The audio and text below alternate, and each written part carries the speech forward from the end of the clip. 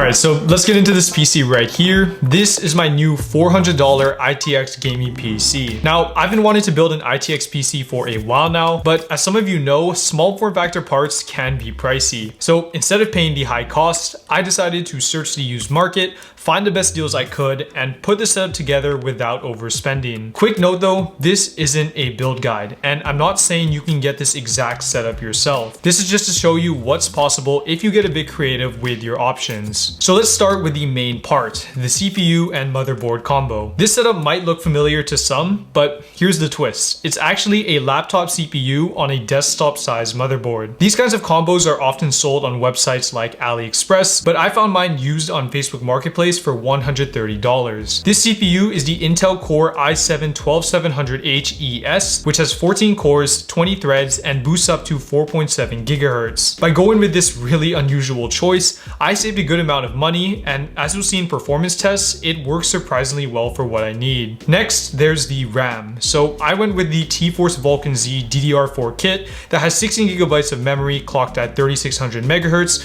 with a cache latency of 18. I bought this new for $25 at a local computer store, and since DDR5 is becoming more common, DDR4 RAM prices have dropped significantly, so I was able to get a high quality kit for a pretty good price. Now here's where it gets a little bit risky. So many people recommend never buying a used power supply, and that's for good reason. A bad power supply could damage your entire system. But for this build, I decided to take the risk to save money. So I got this Fractal Design 450 watt SFF power supply on Facebook Marketplace for $35. It's not modular, meaning every cable is permanently attached, so managing the cables can be tough, but at this price, it works as a temporary solution as I do plan to upgrade it later. For storage, I used a 1TB silicon power SSD that I bought a few months back for $45 on Amazon. It's not as fast as an NVMe SSD, but since I already had it, it was a good choice for this build. It should handle gaming and everyday tasks without any trouble. For cooling, I chose the Deepcool AK400, a budget-friendly cooler that's a good match for a low-power CPU. Luckily, it just fits in my case, and I think it looks pretty nice as well. It's definitely not the fanciest cooler, but it's reliable and does get the job done. For the graphics card, I went with the GTX 1660 Super. I know there are more powerful options in the $100 range, like the RX 5700 XT,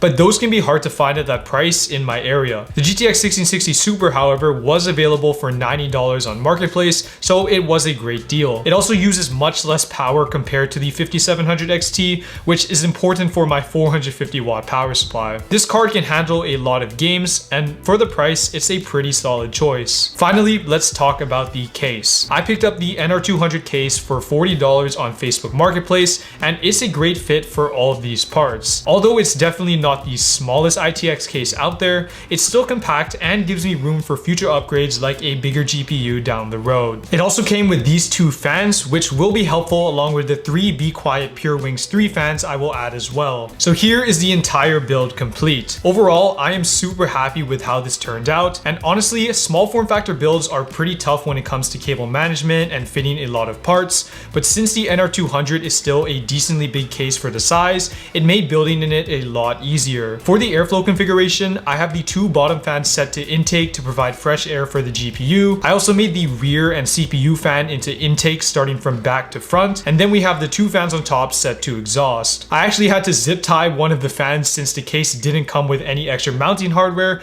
but everything is secure and working well. This configuration was actually a recommendation from a Reddit thread, so I'll leave a link below if you're interested in checking it out. But as you will see in the benchmarks, temperatures are looking pretty good. My target for this PC was 1080p 144Hz gameplay, as a lot of the games I do play are esports titles. In Fortnite, with performance mode and high meshes and far render distance, we are getting around the 160 to 180 FPS range. With a few more optimizations, I could probably get this up to around 200 FPS, but this is still really solid when it comes to high refresh rate gaming. Over the years, I've also noticed that Fortnite has actually gotten a lot harder to run, but we're still able to hit the target no problem. For CSGO 2, on the high preset, we were averaging around 120 to 140 FPS range. Again, with lowering settings and making some optimizations, we can probably bump this number up significantly, but overall for 1080p 144Hz gaming, this PC can run it no problem. Same can be said for Overwatch 2 on medium settings.